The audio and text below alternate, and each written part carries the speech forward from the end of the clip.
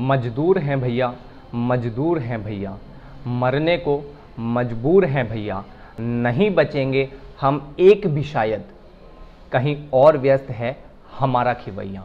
जी हाँ, ये बात कह रहा है भारत का मजदूर, भारत का वो मजदूर जो भारत की आधारशिला है, भारत का वो मजदूर जो भारत की हर इमारत का, हर ऊंचाई का नींव है, नींव का पत्थर है।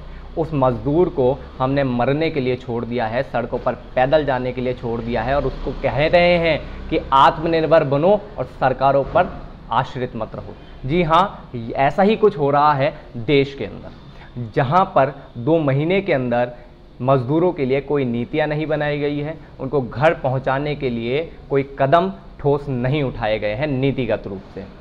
ऐसे में भारत सरकार ने एक मंत्रालय को शायद आइसोलेशन के अंदर भेज दिया है। उसके ऊपर जिक्र करूंगा, उस पर आने से पहले 3 बातें आपको बताता हूं। पहली बात कि जब मजदूर पैदल जा रहे हैं, भूखे मर रहे हैं, हमारा कोई दायित्व नहीं है भारत सरकार का? पहला सवाल। दूसरा सवाल, क्या भारत सरकार इस पर कोई कदम उठाना चाह रही है कि श्रमिकों का पलायन कैसे रोका जाए? 2 महीने का लंबा समय बीत गया, अब तक कोई नीति नहीं है। तीसरा सवाल, क्या श्रम मंत्रालय पर किसी का कोई ध्यान है? अब आते हैं उस मंत्रालय के ऊपर जिसका जिक्र हमने तीसरे सवाल के अंदर किया। श्रम मंत्रालय। श्रम मंत्रालय वो मंत्रालय है केंद्र सरकार का जिसका काम है श्रमिकों के लिए नीतियाँ बनाना, श्रमिकों के लिए कार्यरत रहना और श्रमिकों के हित एवं कल्याण के लिए काम करना। जी हाँ, श्रम मंत्रालय का नाम आपने सिर्फ और सिर्फ संसद की, सदन की कार्यवाहियों के अंदर सुना होगा, वो भी उच्चारण मात्र के लिए। इसके माननीय मंत्री हैं संतोष गंगवार जी। जी हाँ, पिछले 2 महीने के अंदर सबसे ज़्यादा मार मजदूरों पर पड़ी है, श्रमिकों पर पड़ी है। पर क्या आपने संतोष गंगवार जी का कहीं नाम सुना? श्रम मंत्रालय का कहीं नाम सुना?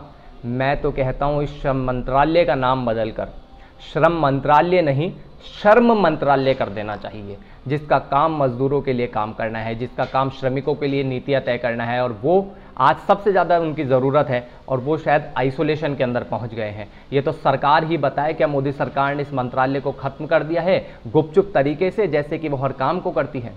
या फिर अगर नहीं किया है तो संतोष गंगवार जी क्या कर रहे हैं? हम देख रहे हैं पूरे देश के अंदर, पूरे देश क्या पूरी दुनिया के अंदर ऐसे दृश्य आ रहे हैं जहां पर यदि मंत्री विफल हो रहे हैं तो वो रोते हुए अपना इस्तीफा दे रहे हैं कि हमसे बड़ी भूल हुई, हम संभाल नहीं पाए स्थितियों को और हमारा देश को बहुत बड़ा अहित हुआ है। वहीं पर हमारे एक संतोष गंगवार जी हैं जो श्रम मंत्रालय के मंत्री हैं, पर वो मीडिया के सामने भी नहीं आते और ज़रूरत भी नहीं है, क्योंकि भारत का मीडिया तो इतना बलवान है कि उन्हें सवाल पूछने की ज़रूरत नहीं है। उन्हें सिर्फ एजेंडा चलाना है, हिंदू मुस्लिम करना है और हर चीज़ के अंदर धर्म और मजहब ढूंढना है। और एक बहुत बड़ा काम यहाँ पर सरकार ने कर दिया है कि मीडिया वालों को एक और झुंझुना दे दिया है, ये कहकर कि राम मंदिर का काम शुरू हो गया है। जी हाँ, आप भी इसी बात से खुश हो जाइए, मजदूरों पर कोई सवाल मत उठाइए, क्योंकि मजदूर आपके लिए कोई इंसिस्ट नहीं करते हैं। वहाँ पर राम मंदिर का काम शुरू हो गया है, सारी बातें यहीं पर समाप्त हो जाती है।